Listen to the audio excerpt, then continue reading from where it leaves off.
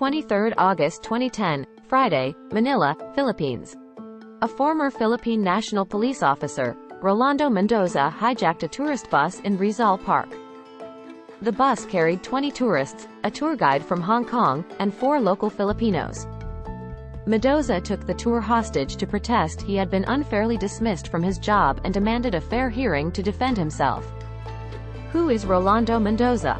Rolando del Rosario Mendoza, born in Nague, Cavite, graduated from the Philippine College of Criminology with a degree in criminology, joined the Philippine National Police Force as a patrolman in April 1981, then worked his way up to become police captain. He was decorated 17 times for bravery and honor and was described by colleagues as hardworking and kind. What went wrong with Rolando Mendoza? On April 9, 2008, hotel chef Christian Kala alleged that he was accosted by Mendoza and several other officers over a parking violation. Kala alleged that the police planted sachets of methamphetamine in his car, forced him to take the drug, and accused him of being a drug addict. The officers also allegedly demanded Kala access his bank ATM and hand over money. Kala said the policeman released him after a friend raised 20,000 pesos on his behalf. The Office of the Ombudsman found Mendoza and 4 others guilty of misconduct and ordered Mendoza's dismissal from the service and the voiding of all his benefits. In August 2008, the 8th Division of the Manila Prosecutor's Office vacated the case after Kala failed to attend the dismissal proceedings, and in October the Philippine National Police, PNP, Internal Affairs Service recommended the case be dropped. Mendoza was later dismissed from the police force in February 2009 on charges of extortion. Mendoza's brothers, Gregorio and Florencio, later stated that all his brother wanted was a fair hearing by the ombudsman. There were later reports that Mendoza was also charged with gang rape in a 1996 incident, but the case was dismissed when the complainants did not show up at court. On the morning of August 23, 2010, Mendoza attempted to board a Hong Thai Travel Services tour bus as it was taking on riders. Mendoza requested a free ride, and when he was declined by the driver, Mendoza brandished a weapon, handcuffed the driver to the steering wheel and hijacked the bus. Masa Zay Ting Chun, the bus's tour guide, immediately called his agency in Hong Kong shortly after 10:30 am. During the 2-minute conversation, Zay calmly informed the customer services manager that his group was being held hostage.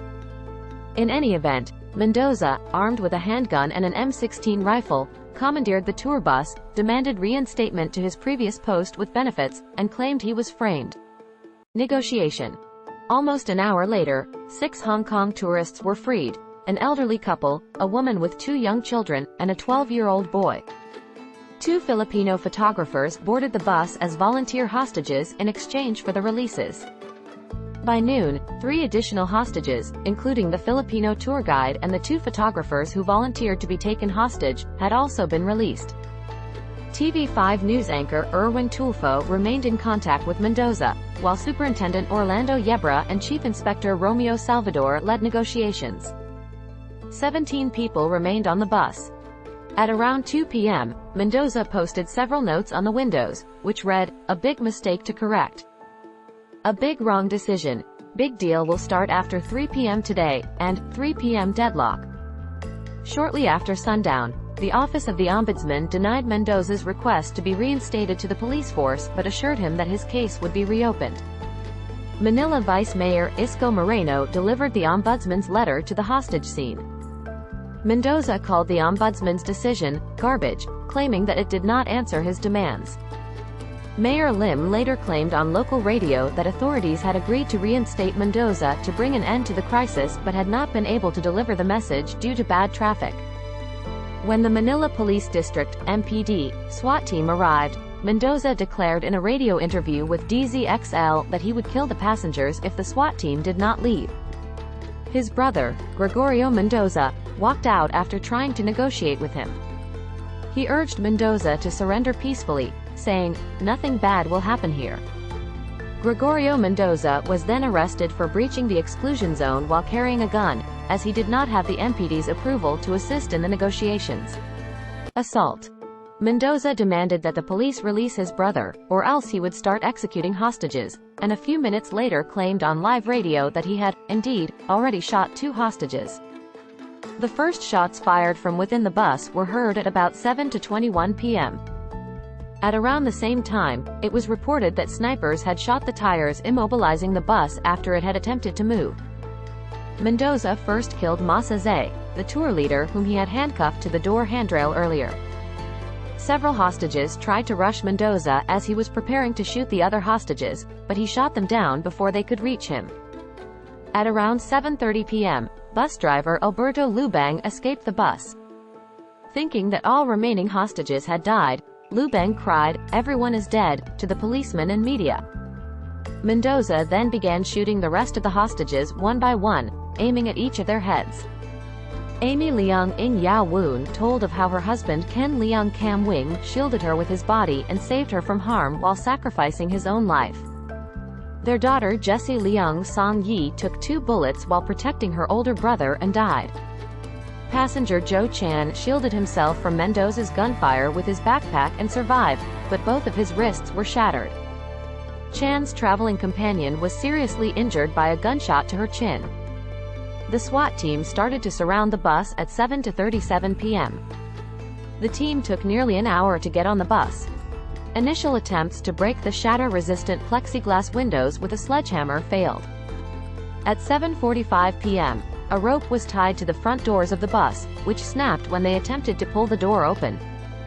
After running out of choices, they threw 2 canisters of tear gas inside and Mendoza stepped out of the bus. Snipers shot Mendoza in the head as he went to exit the bus, killing him instantly. 4 more hostages were confirmed dead, while only 6 hostages were confirmed alive and not seriously injured.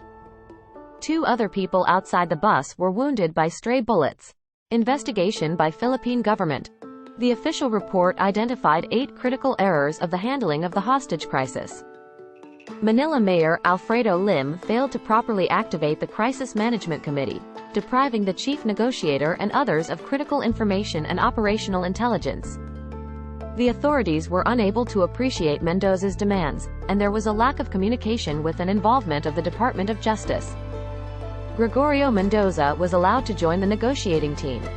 The side issue of Gregorio Mendoza had been allowed to preoccupy Lim, Rodolfo Magdabay, Manila Police District, MPD, Head Chief Superintendent, and Chief Negotiator Orlando Yebra at a critical moment, setting off a chain of events that led to Mendoza becoming fatally hostile. Lim decided to arrest Gregorio Mendoza. Lim and Magdabay were absent from the command post at a crucial time, having a meal, which created a decision-making vacuum. The inefficient, disorganized and stalled assault took place without vital information about the bus. Magdabay rejected an order from the Philippine National Police Director for Manila to use the National Elite Special Action Force. There was no plan for what to do after the assault and the crime scene was not preserved.